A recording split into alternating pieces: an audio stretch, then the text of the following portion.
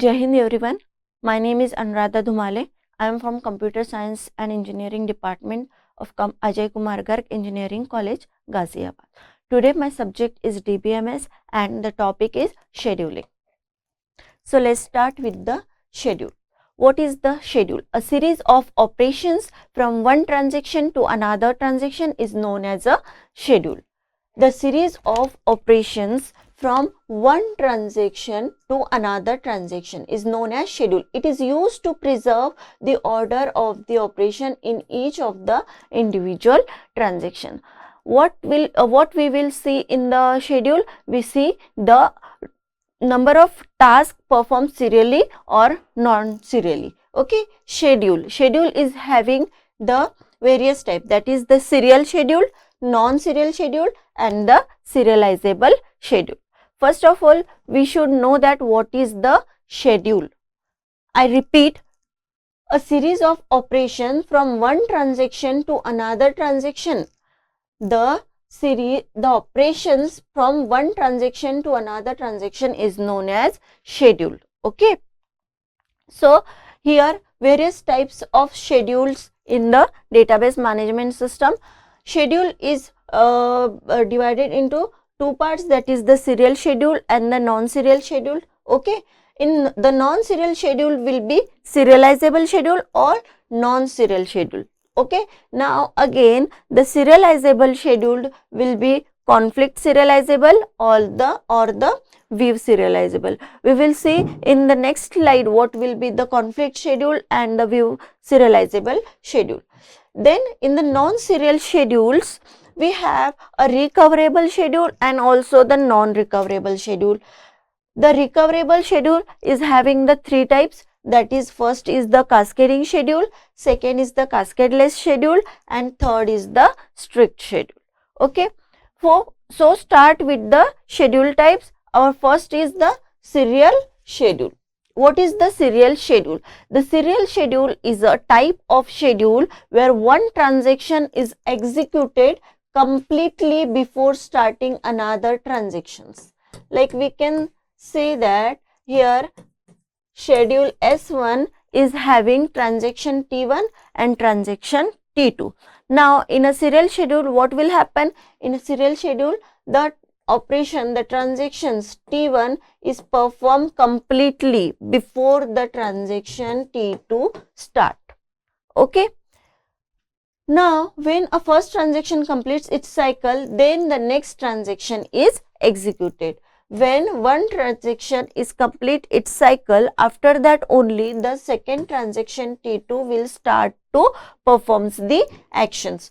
For example, suppose there are two transactions T1 and T2 which have some operations. If it has no interleaving of operations, then there are the following two possible outcomes. Execute all operations of T1 which was followed by all the operations of T2. Okay, operations T1 followed by operation T2, execute all operations of T2 which was followed by all the operations by the T1.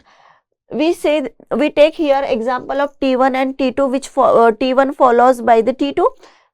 We can say the schedule is serial if and transaction T2 also followed performing some operation first, after that the T1 performing the operation after the T2 completes. In the given a figure, schedule A show the serial schedule where T1 is followed by T2. In next slide I will show you. In the given figure, schedule B shows a serial schedule where T2 followed by the T1. Like I have taken example here, T2 followed by the T1, T2 followed by the T1 and here T1 followed by the T2. This is the serial schedule. Then what is the non-serial schedule? If interleaving of operation is allowed, then there will be non-serial schedule. It contains many possible orders in which the systems can execute an individual operations of the transactions. Like we can say that I have a schedule S2, T1 and T2. I am performing some operations like a read of A here, read of B here, read of B here, right of A here. So this is the non-serial schedule. Schedule C and scheduling D are non-serial schedule. It has an interleaving of operations. Serializable schedule. What is the serializable schedule? The serializability of schedule is used to find non-serial schedule that allows the transaction to execute concurrently without interfacing with one another. It identifies which schedules are correct when executed of the transactions has interleaving their operation. A non-serial schedule will be serializable. Non-serial schedule will be serializable if its result is equal to the result of transaction executed serially. If I have a transaction S1, T1 and T2, I have a schedule S1 which is having a transaction T1 and T2. Here T1 performing first, T2 performing after the T1 completion of the T1. Here what this line says, the result is equal to the result of transaction executed serially. If I have also T1 and T2 in schedule S2, okay, but these are not performing serially, then if I am exchanging the operations of T1 and T2, it will resultate the serial schedule. Okay, a non-serial schedule will be serializable there. This is the example of the serial schedule, like T1 and T2. In schedule A, T1 is completing his task first, after that T2 is started here. So this is the schedule A which is following the T1, T2 followed by the T1, which is the serial schedule. In schedule B also, here the schedule is serial schedule and the T2 is performing first, and after that the T1 is after completion of the T2, T1 started his operation, means T1 is followed by T2. Here schedule A and schedule B are serial schedule and schedule C and schedule D are non-serial schedule. Here serial schedule C and schedule D, which is a non-serial schedule. Here the concurrent transactions, concurrent actions are performing in schedule C, T1 and transaction T2. Here T1 first performing T1, after that T2, after that T1, after that T2, means concurrent actions are performing there. In schedule D also concurrent transactions, concurrent processing is there. Okay, so this is not the serial schedule. Serial schedule versus serializable schedule. Serial schedule, no concurrency is allowed in the serial schedule. Okay, there is no concurrency. T1 and if I have a schedule and in that T1 and T2 there are two transactions, so first T1 will be completed, after that T2 will start, or T2 first completed then T1 will be start. No concurrency is allowed there. Thus all the transactions necessary execute serially one after the another. Serial schedule lead to less resources utilizations and CPU throughput. Obviously serial schedules less resource utilization is there and also the CPU throughput is more. After the serial schedules are less efficient as compared to the serializable schedule. Serial schedule is less efficient than the serializable schedule. Okay, serializable schedule, obviously concurrency is allowed there. Okay, if I have two transactions T1 and T2, then both the transactions having the concurrent operations there. Okay, multiple transactions can execute concurrently. After that, serializable schedule improve both resource utilizations and CPU throughput. Here also, like the serial schedule, serializable schedule improve both resource utilizations and CPU throughput. Serializable schedules are always better than serial schedule. Serializable schedule is always better than the serial schedule. Now here we are taking some examples of serial schedule and non-serial schedule. If we are going to check the schedule is conflict serializable or not, for that we have an example. In this example, the first step is that serialization graph is used to test the serializability of the schedule. Serializable graph, we have to draw the graph, we have to take the vertex like T1, T2, T3. If there are 3 vertex, we are taking here 3 vertex and linking them by the age. Assume the schedule S. For S, we construct a graph known as the precedence graph. What we called here, this is called the precedence graph. Precedence graph. Okay.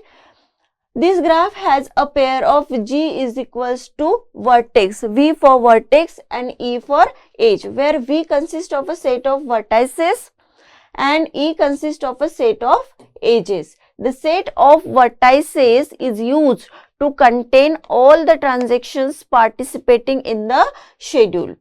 Okay. The set of vertices is used means how many transactions are there. If I am taking the T1, T2 and T3, 3 transactions, okay, T1, T2 and 3 transactions, then we have to draw the 3 vertices there. We have to take the 3 vertices there. The set of the edges is used to contain all edges. Ti tends to Tj, for which one of the 3 conditions hold. First is create a node. Ti tends to Tj if Ti executes write key before Tj executes read queue operations. Okay, we are linking the vertices T1 to T2 if I have a read and write operations is there on the same database, on the same data. Okay, create a node Ti and Tj if executes read queue before Tj executes the write queue. There are some pairs read, read, read, write, write, read and write, write. We have to link the vertices when the conflicting pairs are there. The conflicting pairs are read and write, write and read, and write and here W, write and write operations are there performing. There is no conflicts when read and read operations are performed on the same data. Okay, if a precedence graph contains a single edge Ti and Tj, then all the instructions of Ti are executed before the first instructions of Tj is executed.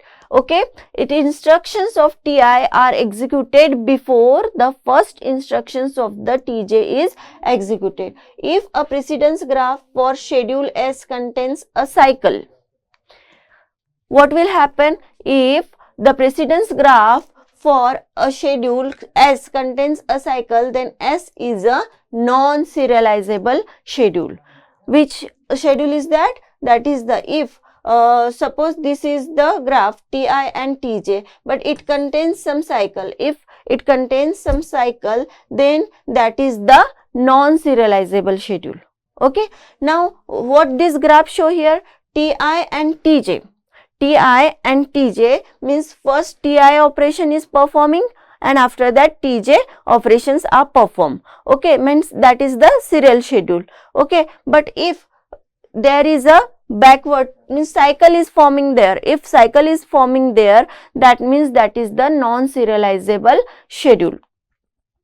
Let's take example of conflict serializable or not. We are checking here the schedule is a conflict serializable or not. So here there are 3 transactions in schedule S1, T1, T2 and T3. Now what we will check here, we will check the read and write pairs here, means conflicting pairs of the transactions here. Read A, in T1 no subsequent write to A, in T2 no subsequent writes to B, and in T through no subsequent write to C. These are the explanation of this whole schedule S1. Let's move towards the conflict serializability. What is the conflict serializability? If a given non-serial schedule can be converted into serial schedule. Okay, if a given non-serial schedule can be converted into a serial schedule by swapping its non-conflicting operations, then it is called as the conflict serializable schedule. Non-serial schedule can be converted into a serial schedule. Non-conflict schedule, non-serial schedule means if I have one non-serial schedule, okay, I can convert that schedule into a serial schedule by swapping non-conflicting operations. Non-conflicting operations are read, write. Okay, this is the one pair for non-conflicting. Then non-conflicting pairs like R of X and W of Y. These are the non-conflicting pairs. Non-conflicting pairs which is performing on the different data, but the conflict pairs are performing read and write operations on the same data. The operations which performs on the same data, the different operations which performs on the same data, that is the conflict pair, and the operations which performs on the different data, read and write operations perform on the different data, that is the non-conflict pair. Conflict operations, two operations are called as conflicting operations if all the following conditions hold true. Which are the condition? Which is the conditions for the conflict where both the operations belong to the different transactions?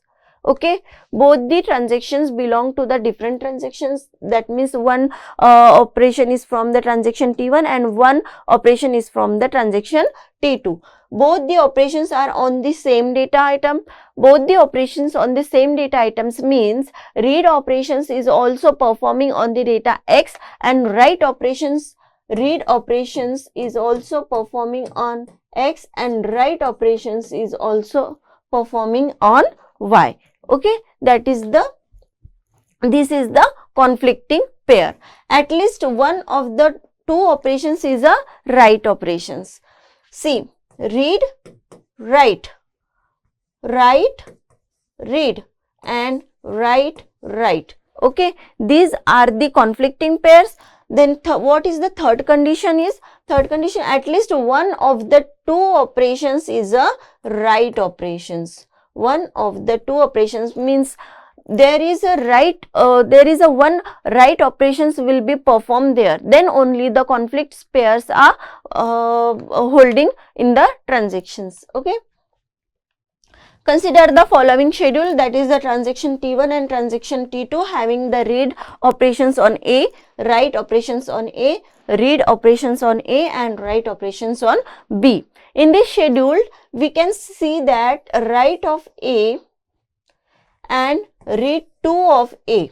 This is write 1 of A and write 2 of A. These are the conflict pair.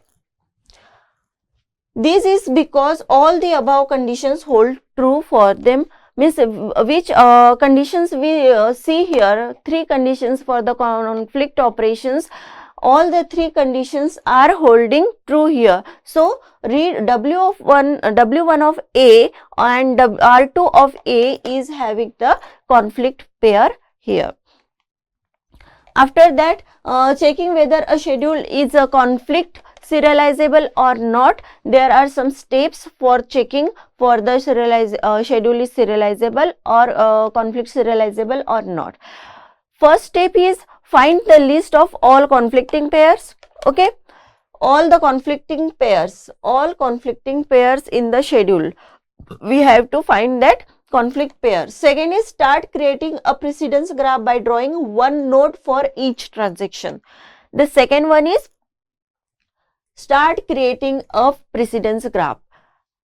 Previously I told you how to draw a precedence graph, like if I have a 3 transaction, then you have to take the 3 vertices there and links that edges as per the conflict pair. Okay, draw the edge. The step 3 is draw the edge for each conflict pair such that if X of V and Y of V forms a conflict pair. Okay, we can take this is the node which is transaction T1 and transaction T2. In that, operation X of on data V and the operations Y on data V forms a conflict there.